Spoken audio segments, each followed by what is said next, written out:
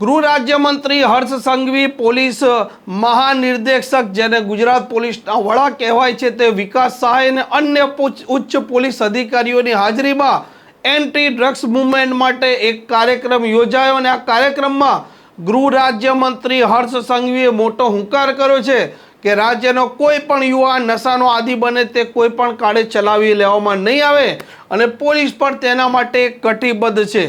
શું ગૃહ રાજ્યમંત્રી હર્ષ સંઘવીએ હુંકાર કર્યો છે તે તેમના શબ્દોમાં આપ સાંભળી લો। સીઆઈડી ક્રાઇમ નાર્કોટિક સેલ એ બધાનું કોર્ડિનેશન કરે છે, એટલે જરૂરી નથી બધા જ જે અમારા સેલ છે એ સેલ માત્ર ને માત્ર ગ્રાઉન્ડ ઝીરો પર કામ કરે।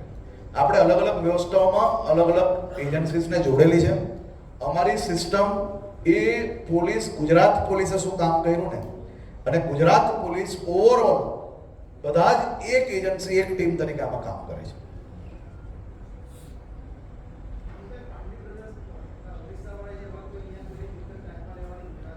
શું કેવું છે?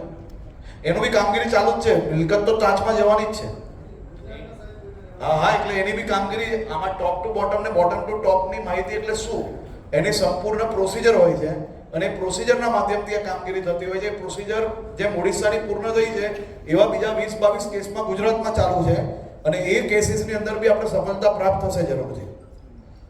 કોણ વધારે વલ્નરેબલ છે એની પેટર્ન છે આપણી પાસે કે કોણ વિક્ટિમ બની શકે? સી વિક્ટિમ્સ આની અંદર તમે સૌ લોકો સાંભળ્યું હશે કે સ્કૂલના બાળકો, તો સ્કૂલના બાળકો તમને ખ્યાલ હશે કોરસ, તમે બધાએ જ સાંભળ્યું હશે।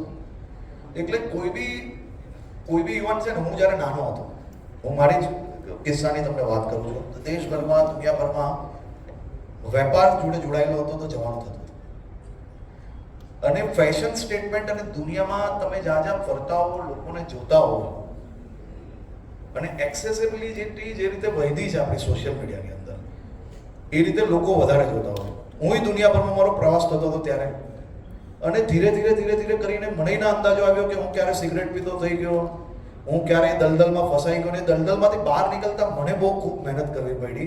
એટલે મને આ પેન ખબર છે, એટલા માટે મારી આ લડાઈ ખાલી માત્ર ગૃહમંત્રી તરીકે નહીં પણ મારી આ પર્સનલ લડાઈ છે કે હું મારા જેમ હું સિગરેટમાં ફસાઈ ગયેલો હતો એમ મારા રાજ્યનો બીજો કોઈ યુવાન આવા કોઈ દૂષણની અંદર ના ફસાઈ જાય। આ ફેશન સ્ટેટમેન્ટ છે અને સૌથી વધારે એ ફેશન સ્ટેટમેન્ટ જે ટીનેજ એજ હોય છે જ્યારે, એટલે વ્યક્તિ જ્યારે 14-15 વર્ષના થઈ જાય, 15 વર્ષથી લઈને 20-25 વર્ષનો જ્યારે તક હોય છે, એ ટીનેજમાં એક તો એને દુનિયાને સમજવાનો અવસર મળતો હોય છે, પરંતુ સાથે સાથે એની મેચ્યોરિટી નથી હોતી એ સમજવાની। તો એ એજ ગેપની અંદર આ ભૂલો સૌથી વધારે બાળકોથી થતી હોય છે એવું મારું માનવું છે।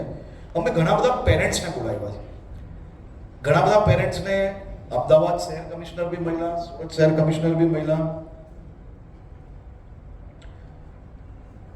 એ પેરેન્ટ્સને બોલાવીને અમે શું પ્રયાસ કરીએ છીએ, એ પેરેન્ટ્સને બોલાવીને અમે એ બાળકોના નામ કેમ નથી જાહેર કરતા, કારણ કે એ બાળક કઈ જાણી જોઈને આ દૂષણમાં નથી ફસાયો। એ બાળક ક્યાંક ને ક્યાંક આ દલદલમાં દુનિયાને જોતો ક્યાંક ને ક્યાંક આ સોશિયલ મીડિયાના ચક્કરમાં, ક્યાંક ને ક્યાંક હિરોઇઝમના ચક્કરની અંદર આ દૂષણમાં ફસાઈ ગયો। અનેક પેરેન્ટ્સને બોલાવ્યા, ઘણા બધા પેરેન્ટ્સને તો હું બી મળ્યો અને એમને જ્યારે માહિતી આપવા માટે બોલાવીએ છીએ ને ત્યારે તમામ લોકોને જે માહિતી આપીએ છીએ ને તો જરૂરી નથી કે એ લોકો પોલીસ એમને હેરાન કરવા માટે બોલાવે છે। એ લોકોને માહિતી એટલા માટે આપે છે કારણ કે એમનો બાળક જો આ દલદલમાં ફસાઈ જશે, અમે કંઈ જાહેર નથી કરતા પણ જાહેર નહીં કરીએ અને એમને બી નહીં આપીએ તો એ બાળકને કઈ રીતે બહાર નીકળશે? અને એ બાળકને જ્યારે બહાર નીકળવાના પ્રયત્ન કરીએ છીએ ને ત્યારે દરેક પેરેન્ટ્સ એટલો સપોર્ટ કરે એવું જરૂરી નથી। અનેક પેરેન્ટ્સ એવા હોય છે કે ના મારો બાળક તો હોય જ નહીં શકે, મારું નહીં આવું કરે જ નહીં, કારણ કે આપણે આપણા બાળકો જોડે એટલો બધો પ્રેમ હોય છે। મારે બી છે ને, તમને બધા અહીંયા બેઠેલા લોકોને બી હોય, પણ આ પ્રેમ એના નુકસાનકારક ના બને એની ચિંતા તમામ પરિવારોએ કરવું જોઈએ। એક હમણાં જ રિસન્ટલી બરોડાની અંદર 8 કરોડ રૂપિયાની પ્રોપર્ટી જપ્ત થઈ છે અને આવા બીજા જેટલા બી કેસો છે એની બી માહિતી તમને સંપૂર્ણ આપવામાં આવશે। એની પ્રોસિજર ચાલુ હતી, મને હમણાં ચિઠ્ઠી મળી છે કે પૂર્ણ થઈ છે। 8 કરોડ રૂપિયા આપણા રાજ્યના નાગરિકોના ખાતામાં હવે આવશે। ડ્રગ્સના કેસને ફરિયાદમાં જે કરવાની હોય નાની પોલીસ, લોકલ પોલીસ નાના જે કેસ નથી કરતી, કારણ કે ફરિયાદની પ્રક્રિયા જે ખૂબ લેન્ધી હોય છે, તો એ આળસ અથવા તો પંચો શકે કે લાંબી પ્રક્રિયા? જો આ ડ્રગ્સની આ બહુ સારો પ્રશ્ન છે. તમે ક્રાઇમ રિપોર્ટિંગ કરો છો હા. ને એટલે જ ખબર હશે. ડ્રગ્સના કેસીસ બહુ લેન્ધી પ્રોસિજર છે અને ખૂબ ડિટેલ્ડ પ્રોસિજર હોય છે અને એના અનેક નિયમો હોય છે. આટલા ગ્રામ હોવું જોઈએ, આટલાથી વધારે ગ્રામ હોવું જોઈએ, આટલું હોવું જોઈએ. મને બી ઘણીવાર એવી માહિતી મળી, ઘણા લોકો મને કહે કે નાના નાના કેસીસ નીચે પોલીસ સ્ટેશનોમાં થતા નથી. અમે એ લોકોને સેન્સિટાઇઝ કરવાનો પ્રયત્ન કરીએ અને ખરેખર ના થતા હોય એવા કોઈ બી કિસ્સા તમારા ધ્યાનમાં આવે તો બી મને એટલે જાણકારી આપજો, કારણ કે અમે એ લોકોને સેન્સિટાઇઝ જોડે જોડે અમે આ સિસ્ટમ ફોલો કરવા નથી માંગતા. અમે સંપૂર્ણ નિયમ પ્રમાણે ક્વોન્ટિટી પકડાય એટલે એની પર કેસ કરવાનો જ, ગમે તેટલી મહેનત લાગતી હોય, કારણ કે આ મહેનત કરીને જ આપણે આ લડાઈ જીતી શકશું. આ મહેનત કર્યા વગર આ લડાઈ અમે જીતી શકીએ એમ નથી.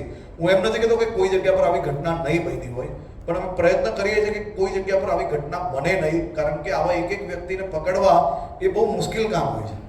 પરંતુ પકડાઈ ગયા પછી લેન્ધી પ્રોસિજરના હિસાબે એને જવા લેવું એ તો આપણે ના પોસાય. એટલે એ બાબતની કામગીરી અમે લોકો જોઈએ જ છે. અને તમારી પાસે બી કોઈ બી માહિતી કોઈ બી ક્રાઇમ રિપોર્ટરને મળે તો બધા પાસે મારો નંબર છે અને બધા મને ફોન કરી જ શકે છે, એનો બધાને અંદાજો છે. સર, અને દત્તક લેવાની જે વાત કરો છો તમે, દીકરીને દત્તક લેશે ગામડા, તો દત્તક લેવા માટેની પ્રક્રિયા શું છે, ત્યાં કામગીરી શું છે? દત્તક એટલે એક સિનિયર ઓફિસર પોલીસ ભવનમાં હોય, એ એડીજી લેવલના હોય. એ એડીજી લેવલના અધિકારી જ્યારે 2-3 દિવસ જિલ્લામાં જાય, કોલેજીસમાં જશે, અલગ અલગ પ્રવાસ કરશે, તો નીચે જે આખી સિસ્ટમ છે એને એની ગંભીરતાનો અંદાજો આવશે.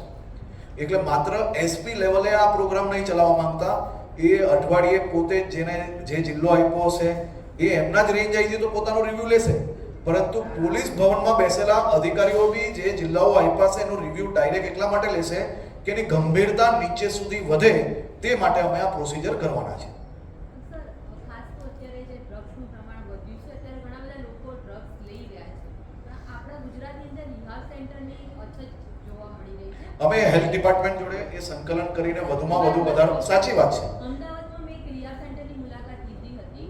એમાં બેડ તો ઓછા જ હતા, પરંતુ વેટિંગમાં ઘણા બધા લોકો રીહેબ સેન્ટર્સ વધારવાના છે અને એના માટે આ વખતે બજેટમાં બી પ્રાવધાન કર્યું છે અને હેલ્થ ડિપાર્ટમેન્ટ જોડે અમારી રેગ્યુલર આ પ્રોસેસ ચાલુ છે અને ઝડપથી આપણા રાજ્યની અંદર વધુમાં વધુ રીહેબ સેન્ટર્સ બનાવવા માટે મુખ્યમંત્રીશ્રીએ પોતે બી એ માટેનો આદેશ આપેલો છે.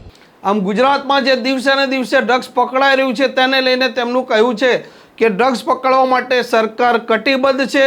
વિરોધ પક્ષના કોઈ પણ નેતા હોય કે કોઈ પણ વ્યક્તિ ભલે સરકાર પર માછલા ધોવે, પરંતુ સરકાર કોઈને આ ડ્રગ્સના આદિ બનાવવા માટે તૈયાર નથી. અને ગુજરાત પોલીસ પણ આ મુહિમમાં જોડાયેલી છે અને આવનારા સમયમાં આ જે મુહિમ છે વધારે વેગવંતી બનાવવામાં આવશે. આ પ્રકારના સમાચાર જો આપને પસંદ આવતા હોય તો આ ચેનલને સબસ્ક્રાઇબ કરવાનું ભૂલતા નહીં. નમસ્કાર.